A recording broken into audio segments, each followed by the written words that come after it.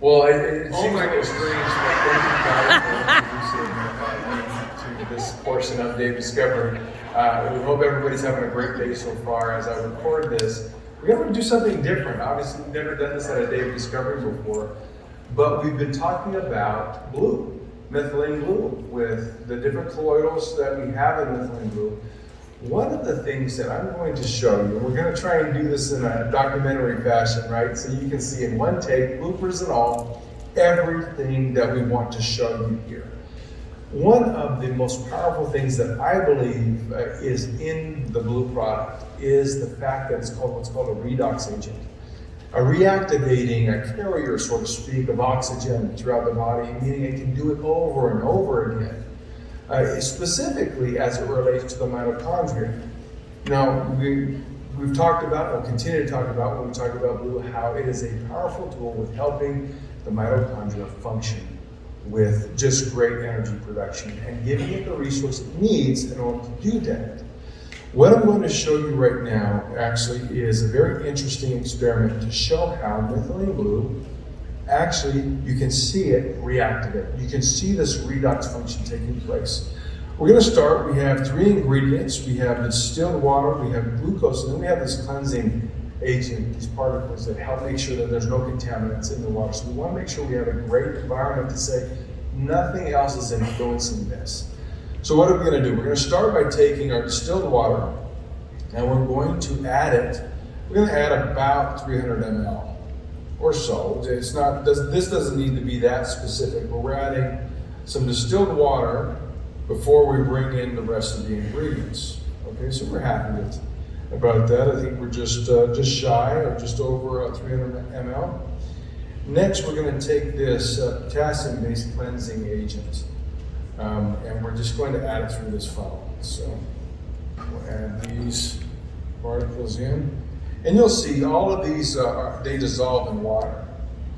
And as they dissolve, they act as the cleansing agent that we want to make sure that there is just nothing unwanted, no extra particles. In theory, with a distilled water, we should be experiencing that.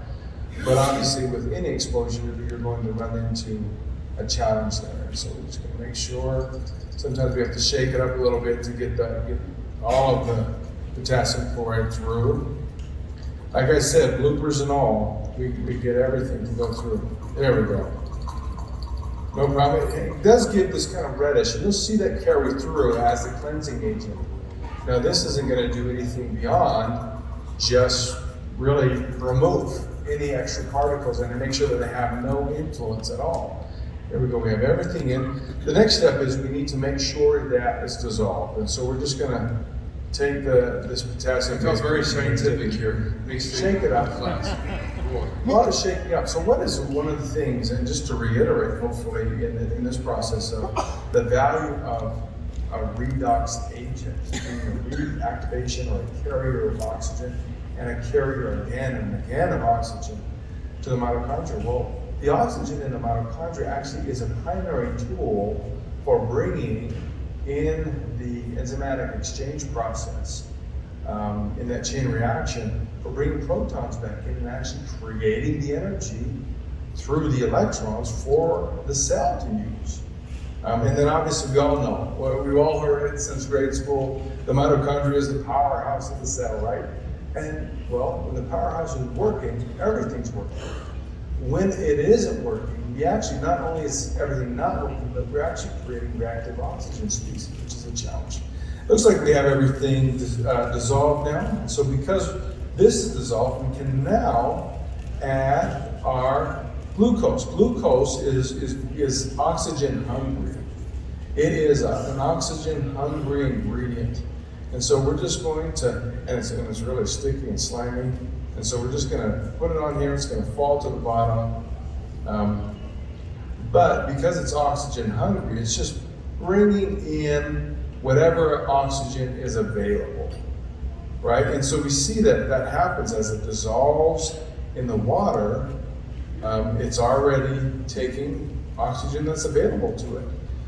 But the demonstration that we're going to see is actually the power of methylene blue in delivering or making more oxygen available to the glucose to use and absorb and extract. So we're going to add the rest of our distilled water here.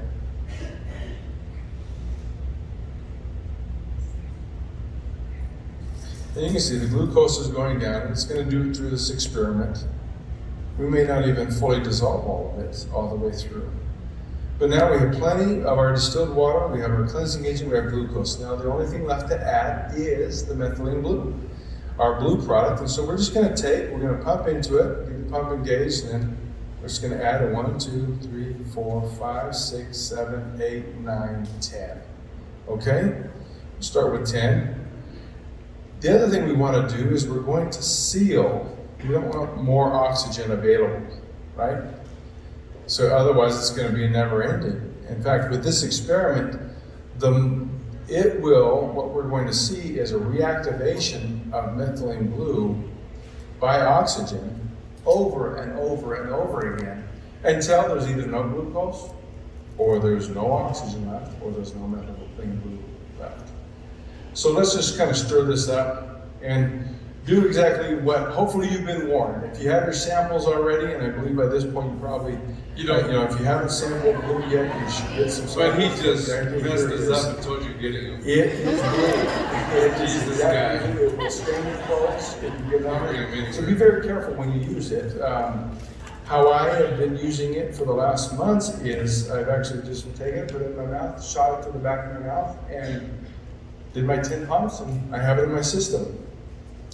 So blue, you can see, it automatically, it gets in, it discolors the entire water to a blue-looking material.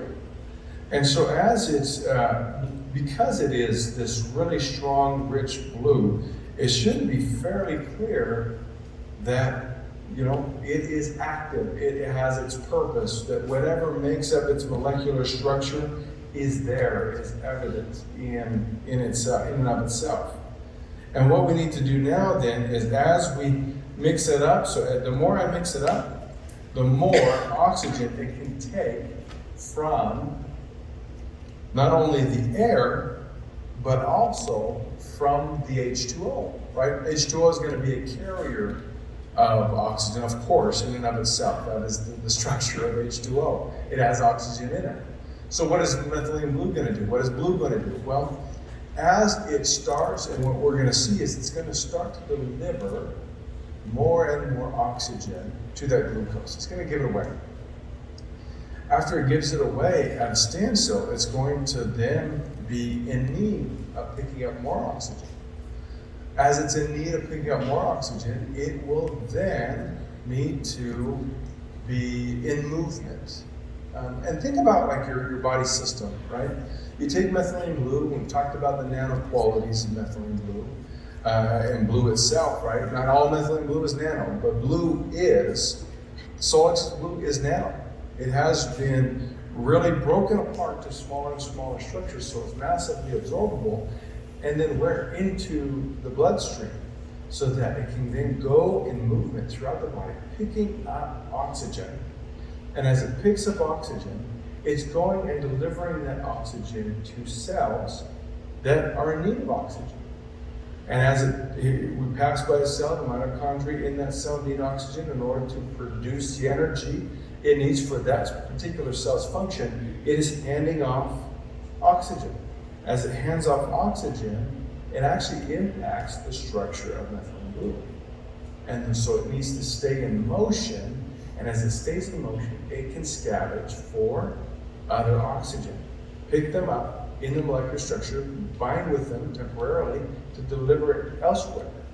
That is exactly what's happening when we're looking at methylene blue in and of itself. Now this is staying blue right now, and so what we're going to do is kind of look at this over time for just a minute here as it sits.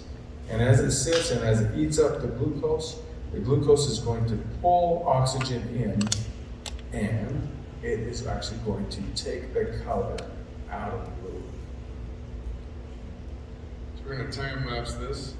And please don't look at his face. He's got a condition. It